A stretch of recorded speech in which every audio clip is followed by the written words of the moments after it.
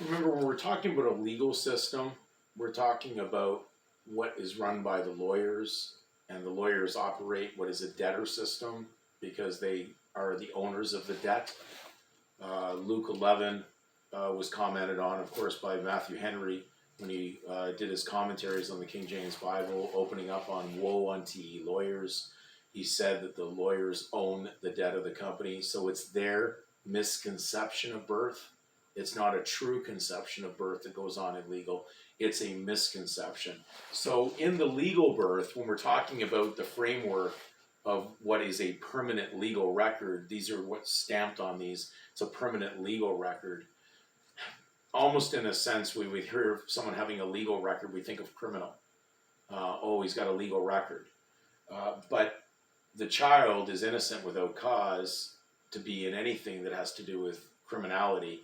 But in symbology, he's like born into debt and sin until he comes of age of election to choose who he's going to put his fidelity to. So when we look at legal birth, the legal system goes with the terminology of a baby. We almost get that from the word Babylon, because Babylonian, basically pagan children are born through that. They're goats, they're kids.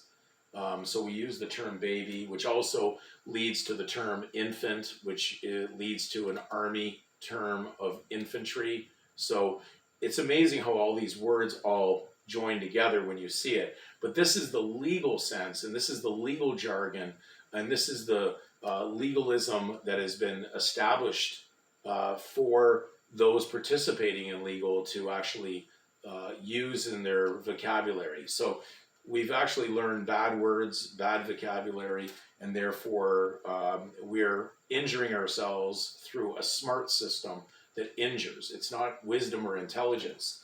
So we have to look at legal birth brings about a baby. It issues from a legal mother. We're talking about a legally surnamed mother. And then it's having now labor contractions that basically has this, which comes out. This is what issues out. And because it's something by force and it's an artificial birth, we call it a cesarean birth. Because the theme behind the history of the first Caesar was the first Caesar basically was cut out of the womb, extracted. It was not a natural birth. It was a legal cesarean birth. So the surname is really an artificial birth or a cesarean birth, not a natural birth. And so we know now, realizing that there was no provision in the legal system for an individual meaning not a member of a family.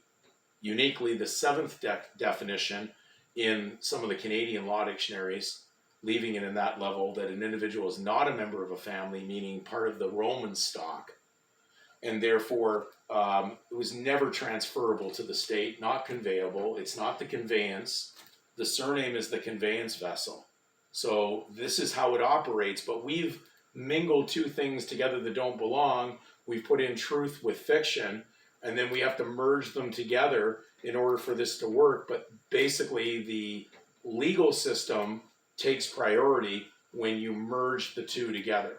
The natural gets merged into the legal, subsumed into there, and then the legal has the priority, and therefore it is the burden now, because last means burden in law, and therefore when you affirm this in business, you affirm the name, okay, and he who affirms must prove, and the only proof that the legal system needs is you activating yourself on it by putting your picture and your consent to it. And so this is how this system functions. But from there on in, it's an issue in a legal sense because you're suing to use the name. So it's kind of got more of the idea of an is sue coming out of there that's going to produce this child in confusion of misconception that's going to sue for an identity only meant for idiots that don't understand the difference between truth and fiction. So, and what happens with that leads to labor contractions.